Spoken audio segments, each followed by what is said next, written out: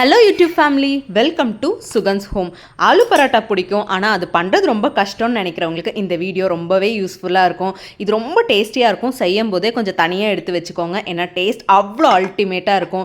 நீங்கள் எதில் கோதுமை மாவை அளக்குறீங்களோ அதில் தான் தண்ணியும் அளக்கணும். ஸோ நான் 2 கப் எடுத்திருக்கேன். இந்த 2 கப்பை நிறச்சி கோதுமை மாவு எடுத்துக்கோங்க. ஆலு பரோட்டாக்கு மெயினான இன்க்ரீடியண்ட்டை இந்த உருளைக்கிழங்கு தான். தோலை ஃபுல்லாகவே கம்ப்ளீட்டாக எடுத்துகிட்டு பெரிய ஜாலியில் நல்லா துருவிக்கோங்க. இதை நம்ம துருவி சேர்த்தும் போது நம்ம சாப்பிடும்போது அப்படியே அங்கங்கே நிற்கும் பாருங்கள், செம்ம டேஸ்ட்டாக இருக்கும். இந்த துருவின உருளைக்கிழங்க கோதுமை மாவு கூட அப்படியே போட்டுருங்க. நம்ம நார்மலாக பரோட்டா எப்படி பண்ணுவோம், சேம் டேஸ்ட்டாக தான் இருக்கும். 1 ஸ்பூன் ஜீரக பொடி, 1 ஸ்பூன் காஷ்மீரி மிளகாய்த்தூள், 1 ஸ்பூன் மல்லித்தூள், 1 ஸ்பூன் சீரகம், ஒரே 1 ஸ்பூன் கசூரி மேத்தி. இதை நல்லா கசக்கி போடுங்க. டேஸ்ட் அவ்வளோ சூப்பராக இருக்கும், நல்ல மணமாகவும் இருக்கும். டைஜஷனுக்காக நான் கொஞ்சம் தூக்கலாகவே ஜீரகம் சேர்த்திருக்கேன். ஒரே 1 ஸ்பூன் உப்பு, கொஞ்சோண்டு மஞ்சத்தூள். இது எல்லாத்தையுமே நல்லா கலந்துக்கணும். நம்ம எதில் அளந்தமோ தண்ணியை அதில் தாங்க சேர்த்தணும். நான் 2 கப் எடுத்திருக்கேன். ஸோ 2 கப் தண்ணி எனக்கு தேவைப்பட்டது. இதுக்கு மேலே நான் கொஞ்சோண்டு தண்ணி எக்ஸ்ட்ராவும் சேர்த்திருக்கேன். கொஞ்சம் கொஞ்சமாக நம்ம ஊற்றி மிக்ஸ் பண்ணும்போது நமக்கே அந்த பதம் தெரிய ஆரம்பிச்சிடும். நல்லா கலக்கிட்டே இருக்கணும். அப்பதான் மாவெல்லாம் எல்லா பக்கமுமே ஈவனா மிக்ஸ் ஆகும். ஆலு பரோட்டாலாம் பிடிக்கும், அது யார் மாவு பிணைஞ்சு உருளைக்கிழங்கெல்லாம் ஸ்டஃப் பண்ணி அது கையெல்லாம் ஒட்டிட்டு இருக்கும். ஆனால் இது கொஞ்சம் சிம்பிளான மெத்தட் தான். கொஞ்சம் கொஞ்சமாக ஊற்றி கலக்கும் போது நல்ல தோசை மாவு பதத்துக்கு வரும் பாருங்க. நான் கலக்கவே உங்களுக்கு தெரியும் அதோட கன்சிஸ்டன்சி எப்படி இருக்குன்னு.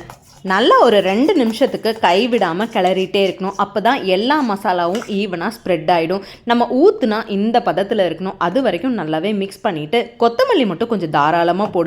ஏன்னா அதோட ஃப்ளேவர் ரொம்ப டேஸ்ட்டாக இருக்குங்க. பிடிக்காதுன்னு சொல்கிற குழந்தைங்க கூட அழகாக விரும்பி சாப்பிடுவாங்க. மாவுக்கு ஒரு 10 நிமிஷம் ரெஸ்ட் கொடுத்து எடுத்து வச்சிடலாம். அந்த கேப்பில் சட்னியும் பண்ணிடலாம். ஒரு கடாயில் எண்ணெய் ஊற்றிக்கோங்க. ஒரு பெரிய வெங்காயத்தை நீல வாக்கில் வெட்டி எண்ணெய் சூட்லேயே போட்டு கண்ணாடி பதம் வர வரைக்கும் நல்லா ஃப்ரை பண்ணிக்கணும். நல்லா வதங்கவே பச்சை வாசனை எல்லாம் போயிடும். நான் குண்டு மிளகாய் 5 போட்டிருக்கேன். காரத்துக்கு ஏற்ற மாதிரி போட்டுக்கோங்க. கலருக்காக ஒரு 3 காஷ்மீரி மிளகாய் மட்டும் போட்டிருக்கேன். நல்லா லோ ஃப்ளேம்லேயே வச்சு ஃப்ரை பண்ணுங்கள். நல்ல பச்சை வாசனை எல்லாம் போகும். இந்த சட்னி அவ்வளோ டேஸ்ட்டாக இருக்குங்க. 2 நாட்டு தக்காளி எடுத்திருக்கேன். மேலே இருக்கிற அந்த காம்பை மட்டும் எடுத்துட்டு குட்டி குட்டியாக கட் பண்ணி போட்டுருங்க. சீக்கிரமாக வதங்கிடும். இது கூட கொஞ்சம் நடக்கடலை சேர்த்திருக்கேன். நடக்கடலை சேர்த்தும் போது அந்த சட்னி அவ்வளோ கெட்டி பதமாக இருக்கும். நல்ல லோ ஃப்ளேம்லேயே வச்சு ஃப்ரை பண்ணிவிடுங்க. நல்லா வதங்கினதுக்கப்புறம் கொஞ்சோண்டு உப்பு போட்டு அரைச்சி எடுத்துக்கலாம். சட்னியும் ரொம்ப ஈஸியாக சிம்பிளாக செஞ்சிடலாம். கடைசியாக கொத்தமல்லியை லைட்டாக சேர்த்திருக்கேன். ஏன்னா நம்ம பரோட்டாலேயே கொஞ்சம் அதிகமாக கொத்தமல்லி சேர்த்திருக்கோம் இல்லையா, இதில் கொஞ்சம் கம்மியாக சேர்த்துனா ரெண்டுமே ஈக்குவலாக மேட்ச் ஆகிடும். ஆறுனதுக்கப்புறம் மிக்சர் ஜாரில் போட்டு நம்ம வதக்கும் போதே கொஞ்சோண்டு உப்பு சேர்த்திருக்கோம். உங்களுக்கு எவ்வளோ தேவையோ அவ்வளோ தண்ணியை ஊற்றிட்டு தேவையான அளவில் உப்பை போட்டு நல்லா நைஸாக ஃபைன் பேஸ்ட்டாக அரைச்சிக்கோங்க. சட்னி நைஸாக இருந்தால் டேஸ்ட்டு சூப்பராக இருக்கும். இதுக்கு ஒரு தாளிப்பு மட்டும் கொடுத்தா போதுங்க. எவ்வளோ சாப்பிட்றோங்கிற கணக்கே தெரியாது, அவ்வளோ டேஸ்ட்டாக இருக்கும். எண்ணெய் ஊற்றி கடுகு, சீரகம், உளுத்தம்பருப்பு, கொஞ்சோண்டு பெருங்காயத்தூள் அப்படியே அந்த சட்னி மேலே ஊற்றிட்டு சுட நல்லா கலக்கிட்டு நம்ம ஆலு பரோட்டாவோட வச்சு சாப்பிட்டு பாருங்களேன், அவ்வளோ டேஸ்ட்டாக இருக்கும்.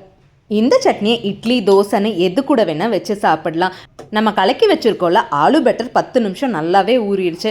ஒரே 1 ஸ்பூன் இஞ்சி பூண்டு பேஸ்ட் போட்டு நல்லா கலந்துக்கணும். கடைசியாக ஏன் போட்டோன்னா அதோட ஃப்ரேக்ரன்ஸ் அப்படியே இருக்குங்க. இப்போ கல் காஞ்சதுக்கப்புறம் நமக்கு என்ன சைஸ் வேணுமோ அந்த சைஸில் ஊற்றிட்டு எண்ணெயோ நெய்யோ விருப்பம் போல் சேர்த்தி நல்லா சைடெல்லாம் ஊற்றிக்கோங்க. அப்போ தான் நல்ல மொறுன்னு இருக்கும். நம்ம ஆலு பரோட்டா சாப்பிட்டா என்ன டேஸ்ட்டில் இருக்கும் அதே மாதிரி இருக்கும்.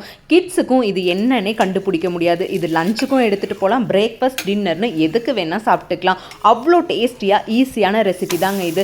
எடுக்கிறது கூட பாருங்கள் அவ்வளோ ஸ்மூத்தாக வரும். எந்த தோசைக்கல்ல வேணால் இது அழகாக வரும். திருப்பி போட்டு பாருங்களேன், வாசனையே சும்மா கமன்னு இருக்கும்.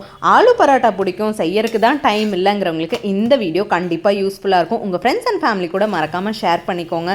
சப்ஸ்கிரைப் பண்ணாமல் நிறையா பேர் பார்த்துட்ருக்கீங்க, சப்ஸ்கிரைப் பண்ணிக்கோங்க. அப்போ தான் நான் போடுற எல்லா வீடியோஸும் உங்களுக்கு நோட்டிஃபிகேஷனாக வரும். அப்படியே திருப்பி போட்டு மேலே கொஞ்சோண்டு வெண்ணெய் வச்சு சாப்பிட்டு பாருங்களேன், அவ்வளோ சூப்பராக இருக்குங்க. இது லஞ்ச் பாக்ஸுக்கு கொடுத்தா கூட ரொம்ப சாஃப்டாகவே இருக்கும். சாயந்தரம் வரைக்கும் அப்படியே இருக்கும். நீங்கள் வெளியிலேயே வச்சுருந்தாலும் அதோட மிருதுவான தன்மை மாறவே மாறாது.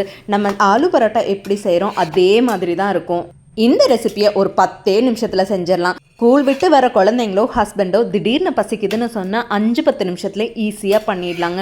இதில் உருளைக்கிழங்கு போட்டிருக்கனால அந்த சாஃப்ட்னஸ் அவ்வளோ சூப்பராக இருக்கும். இப்போல்லாம் அதிகமான குழந்தைங்களுக்கு வெளியில் ஃபுட்டு தான் பிடிக்குது. ஏன்னா அதோட டெக்ஸ்டர் அந்த மாதிரி இருக்குது. இந்த மாதிரி கலர்ஃபுல்லாக ஃப்ளேவர்ஃபுல்லாக செஞ்சு கொடுத்து பாருங்களேன், அவ்வளோ சூப்பராக என்ஜாய் பண்ணி சாப்பிடுவாங்க. வெளியில் ஹோட்டல் போகணுன்னு கேட்கவே மாட்டாங்க. ஏன்னா இது அவ்வளோ சூப்பரான ரெசிபி. இதுக்கு மேட்சிங்கே கொஞ்சோண்டு வெண்ணெய் தாங்க. வெண்ணெய் வச்சு சாப்பிடும்போது அவ்வளோ டேஸ்ட்டாக இருக்கும். அதுவும் இந்த சட்னியோடு சாப்பிடும்போது அல்டிமேட்டாக இருக்கும். ஆலு பரோட்டா பிடிக்குங்கிற உங்கள் ஃப்ரெண்ட்ஸுக்கு இதை மறக்காமல் ஷேர் பண்ணி விடுங்க. இந்த வீடியோ அவங்களுக்கும் யூஸ்ஃபுல்லாக இருக்கும். எப்போவுமே ஒரே மாதிரி டிஃபன் செஞ்சால் போர் அடிக்குள்ள, இந்த மாதிரி டிஃப்ரெண்ட்டாகவும் ட்ரை பண்ணி பாருங்கள். இந்த ரெசிபி கண்டிப்பாக வீட்டில் இருக்கிறவங்களாம் என்ஜாய் பண்ணி சாப்பிடுவாங்க. சட்னி ரெசிபி நம்ம தோசை கூட, இட்லி கூட, எது கூட வேணால் பேர் பண்ணிக்கலாம். இந்த வீடியோ உங்களுக்கு பிடிச்சா லைக் பண்ணி ஷேர் பண்ணிக்கோங்க. மறக்காமல் ஆல் பட்டனை கிளிக் பண்ணிக்கோங்க. அப்போ தான் நான் போடுற எல்லா வீடியோஸ்க்கும் உங்களுக்கு நோட்டிஃபிகேஷனாக வரும். இந்த மாதிரி ஹெல்த்தியான ரெசிபீஸ்க்கு நம்ம சேனலில் ஃபாலோ பண்ணிக்கோங்க. தேங்க்ஸ் ஃபார் வாட்சிங்.